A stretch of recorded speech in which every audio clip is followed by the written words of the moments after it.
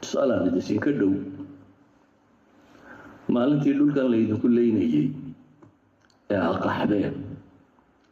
ee dulcad iyo xeryaa qaxoontiga joogteen haddii inta qabaa'il kale ama dowlado kale ama yahuud ama cid kale inta la soo raro burciya hargeysa iyo berberiya inta lamida la dejiyo oo aadna weli aada rafanayso oo dagaalamaysid ninka yidhaahda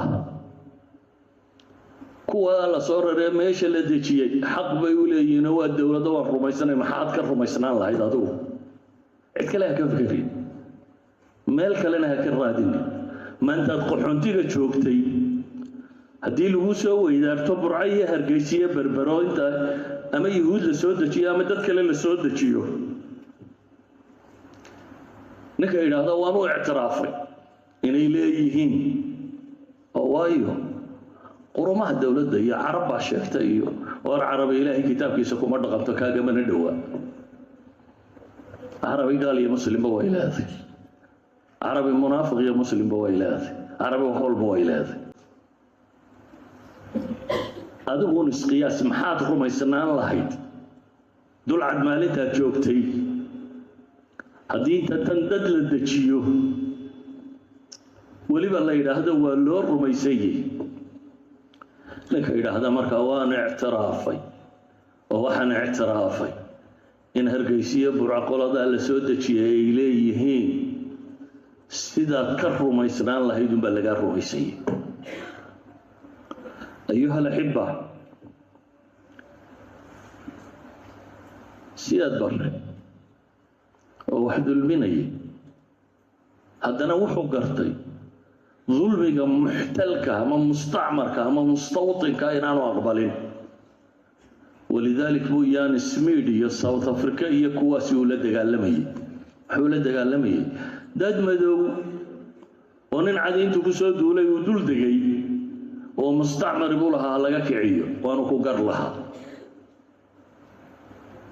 dad la dulminayo inuu yidhaahdo yaan la dulminin uu ku gar lahaa adigu haddaad hiilin kari weyday waxba u qaban kari weyday inaad tidhaahdo iyagaan rumaysanahay oo aada wadaadda meel ka daydayda iyo war kale iyo beri baa nebi maxamed qole heshiis la gala iyo war nebi maxamed kuwa heshiiska la gelayay isaga ku hoos noolaayeen ahludima bay ahaayeen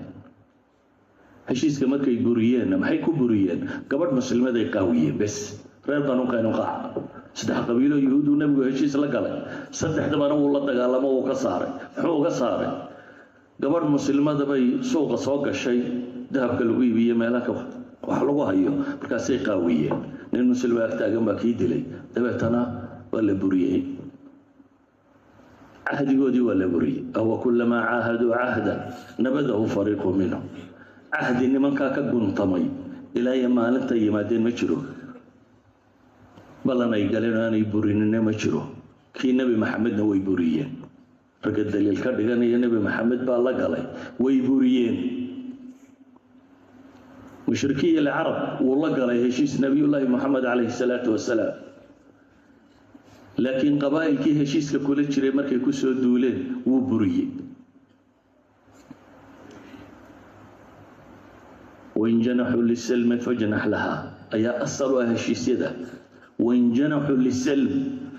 هدي النبض وعدان أدنوا عبا إلى هيري سلام قد قالوا مسكي جرى ملها هدي النبض وعدان أدنى النبض عبا إلى هيري كما أوراني نتنياهو هو النبض دوني دو عدي أيها الأحبة أوقاف غزة kun iyo boqol iyo sagaal masaajid bay dumiyeen hadda kun iyo boqol iyo sagaal masaajid iyo saddex kaniisadood ayuha alaxiba saddex boqol iyo shan iyo toban qof oo ducaada bay dileen 200 kun oo muslim ah iyo dadkii kale meesha deganaa isugu jiray ay waxay dileen iyo waxay dhaawaceen ka dhigeen waxay aakhiro u direen 2 milyan oo qof ayay gaajaysiiyeen 91% ودadkaasi ka midi الأمن الغذائي ما جرى بيلين وقالت سي شيء وتغارير تقالت وهي كقريش